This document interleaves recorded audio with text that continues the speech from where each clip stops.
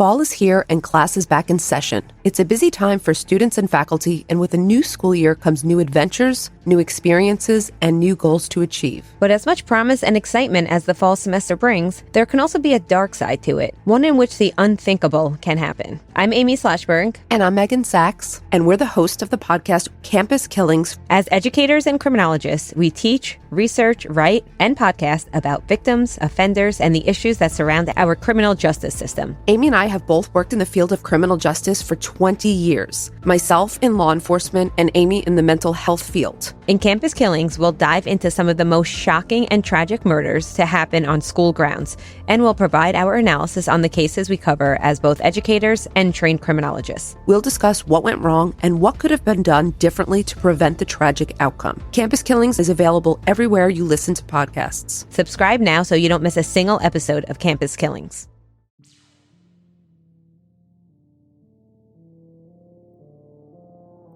Welcome to Reverie True Crime. As always, I'm your host, Paige. It starts as a knock on your door from a couple of kids. They seem innocent enough, so you let them in because they're having car trouble. All this time, you've really only been a target. As soon as they realize your weakness or see that you are vulnerable for a mere second, they begin to take your life, and there's nothing you can do. This is the story of Morgan Leppert, her boyfriend Toby Lowry, and their victim, James Stewart. Let's get started. How old is he? 22. And you're... You want me to tell you how old you are? 15. Yes, ma'am. Don't you think that's kind of a big age gap? Nope. Told Or, me he was going to do whatever she'd have to do just to be with me. But I didn't know he was going to take it that far. At 15 years old, a lot of us can be very naive and do reckless things, especially for the person we are head over heels for, and we want to make them happy.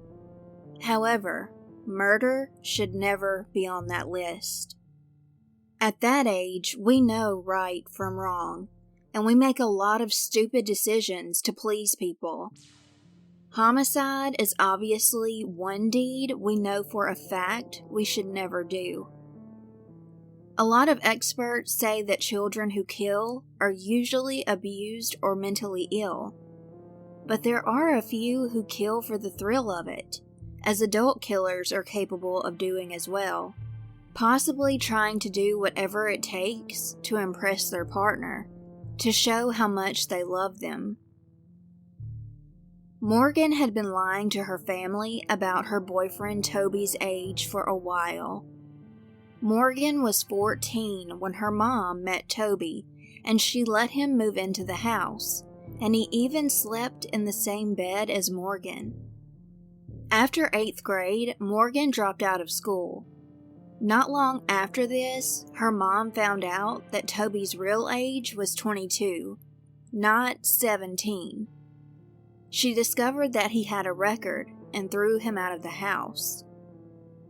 The two were not supposed to see each other anymore. She made Morgan and Toby break up. Supposedly, no one had a clue that Morgan and Toby were still dating in secret. Morgan's brother said, quote, "She was naive. She didn't know what she was doing. She thought she was in love, and he brought her down a path of destruction." 66-year-old James Stewart had a knock on his door in 2008. A little blonde-haired, blue-eyed girl and her boyfriend told him that their car had broken down. What he was not aware of was that Morgan and Toby had been staying in the woods right behind his home, watching his house and plotting. 2 weeks prior to this, the week of April 22nd, deputies said that Morgan and Toby broke into the Melrose Youth Sports Association twice. They stole candy and drinks from the concession stand, and then they came back a few days later to break in again, and they cooked and ate hot dogs and eggs. So after the knock on the door, the two asked James if they could use his phone. James did not have either of his hands, and the two realized that he cannot hear very well either. When Morgan went to the phone, she called her own cell phone. At some point, Morgan and Toby started hammering James with 2 metal rods, stabbed him many times, stomping him as James asked, "Why are y'all going to kill me?" Then Morgan went to find a plastic bag. She put it over his head and they suffocated him with it. Their reasoning for doing this was all to steal James's truck. Supposedly, they were trying to get out of the country, defying Morgan's parents to be together no matter what it took. Because Morgan had disappeared right after a murder was committed, that was suspicious to police and led to an Amber Alert being issued. Authorities had connected Morgan to Toby and found out that Toby may have information about James's death. They also found out that a call from James's home was made to Morgan's cell phone because they found her phone at Toby's house. The couple made a run for it in James's 2003 Toyota Tacoma truck, plus some of his money they had stolen. But first, they stopped by the Gainesville Walmart to get some clothes and other items. Eventually, they got rid of the topper that was on James's truck, plus a few other things, and they left them beside a dirt road in Archer. From there, Morgan and Toby went to Cedar Key to romantically sit by the ocean and soak in the view as if they didn't just kill someone. They went back to Gainesville and got on I-75 to Valdosta, Georgia. While they were there, Robert Lee Bruckner was trying to hitch a ride, so they picked him up and headed towards California. Robert had no idea he had just gotten into the vehicle with 2 killers. Nobody had heard from James in days, which led Putnam County Sheriff's Missing Persons Detective Shane Harrell to go check on him. With the truck gone, it just looked like James wasn't home, and there was nothing outside indicating that there was anything wrong. That same day, James's truck is seen in Biloxi, Mississippi, and police there ran the tag. The next day, April 30th, his truck was spotted in Crowley, Louisiana. On May 1st, James's truck is seen in Katy, Texas. That morning is when police found James Thomas Stewart deceased in his house. They put his truck tag into the NCIC/FCIC, which showed them that the truck's plates had been ran on April 29th through May the 1st. Morgan and Toby were said to be the ones driving the truck, and warrants for Toby were issued, which had charges of grand theft auto and interference with custody.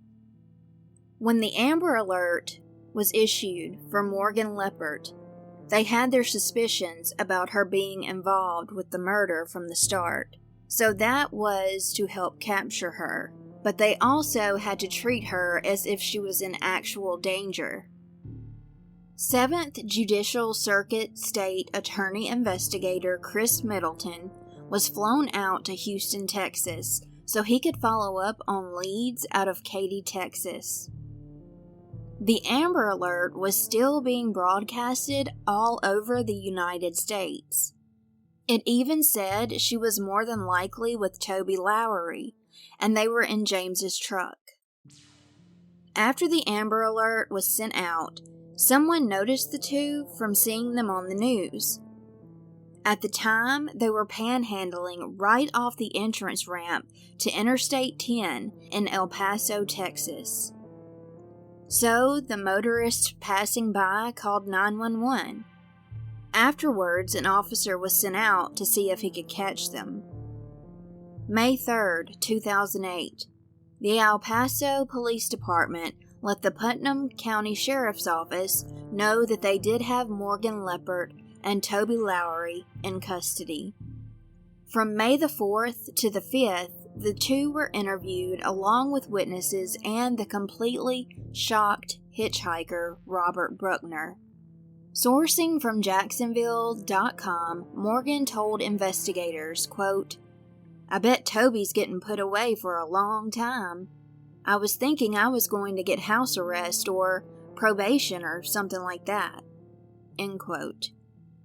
The interviews conducted May 3rd and 5th in El Paso, Texas, focus on Morgan's status as a 15-year-old runaway, the subject of a nationwide Amber Alert, and her involvement in the beating, stabbing, and suffocation of a disabled Melrose man in his home. The tapes show two sides of Morgan: a giggling girl who wants to go home to mommy, and a young woman callous enough to tell investigators the victim deserved what he got. Asked if she should be held responsible for James's death, Morgan said, "No, I don't want to. I want to go home and stay home." After a tearful confession and consenting to give DNA samples, she returned to joking with one of the detectives about his old-fashioned beeper. No, he's like, "Why are y'all gonna kill me? I'm already half dead anyways." The victim's family in the courtroom listened to the teenager's confession. Why didn't you just walk out for you? Because I didn't want to leave Toby. So you killed somebody? I love him so much. He said, "Oh, he's gonna call the cops," and Toby said, "No, the hell you wait," and boom. Punched him right in the face. And I looked away. I was about to cry. I was about to tell Toby I don't want to do this, but Toby just already hit him, and he's like, "Come on, baby, come on, hit him. James's family wept as they listened to the audio-taped confession. At one point, Morgan said that James deserved to die because she thought he was a pervert, and she later admitted she had no basis for that opinion. She also told investigators that James begged for his life. She said, quote, "He said, 'Why are you all going to kill me? I'm half dead anyway.' I just looked away. I was about to cry." She said Toby then told her, quote, "Come on, baby, hit him, hit him." In the earlier interview conducted on May the 3rd, 2008, Morgan was shown a picture of James, and she denied knowing who he was. She told an investigator that Toby showed up with the truck the night that she ran away from her home, and she didn't know where he got the truck. But that story began to unravel when she couldn't explain what they did with the vehicle before leaving Putnam County, and why they slept in the woods near James's home instead of in the truck. And as detectives caught her up in lies, she turned serious. State Attorney's Office investigator Christopher Middleton, who participated in both interviews, said, quote, "It went from a cute, young, innocent schoolgirl to a person who came off as an adult. She didn't act the child part, which she did on the 3rd. She acted like she was fully aware of what was going on." End quote.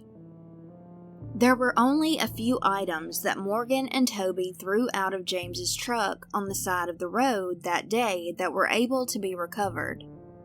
The other items had been picked up by other people.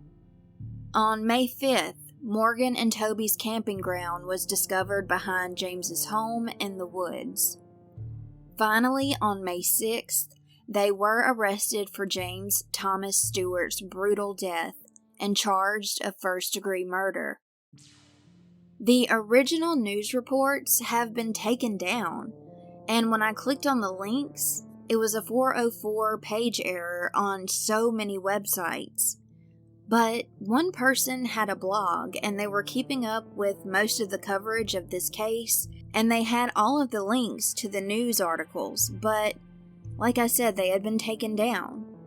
So in this blog, it says that in June of 2008, Toby was found at 9:45 a.m. hanging in his cell. He was still conscious and alert, speaking and crying when the ambulance came to pick him up. He had to be medically cleared before he was sent back to jail. Toby was put in isolation where he was under 24/7 supervision while he waited on a mental health professional to examine him. Since Morgan was 15 at the time, she was charged with first-degree murder and grand theft auto, but because she was still a juvenile, the death penalty wasn't on the table for her. However, 22-year-old Toby was charged with first-degree murder, auto theft, interference with custody, and panhandling. If he were to be convicted of all of these crimes, there was a huge possibility that he would face the death penalty. Morgan was sentenced to life without the possibility of parole during the first hearing. However, under the U.S. Supreme Court's decision, if you're under 18, you can't be sentenced to life without parole. So in 2009, Morgan was re-sentenced, which changed her sentence to life with the possibility of parole. Her case was set to be reviewed again in 25 years. To avoid being given the death penalty, Toby turned on Morgan, testifying against her, pleaded guilty, and took the 3 life sentences for all of the charges against him. As much as people tried to paint Morgan as the naive and manipulated one in this relationship and this whole situation, when the hitchhiker, Robert, took the stand, he said Morgan was completely in control during their whole trip. She even hit Toby during arguments, and Toby took it, and he was always submissive around her. When Morgan went into prison, she was pregnant, but it's believed that she miscarried. When she was interviewed, she blames her life being taken away on Toby and wishes she had never met him. She said that if she has to spend the rest of her life in prison with no hope of getting out, she will resort to killing herself. Unfortunately, there was not much more information than this. Like I said, a lot of news websites had links to other news articles, and oddly enough, a lot of them had been taken down. But next month, I'll make sure to give you all options of cases and stories that I make sure have more information to them. Thank you so much for listening to this episode, and until next time, stay safe, don't go to the door for strangers, and take care.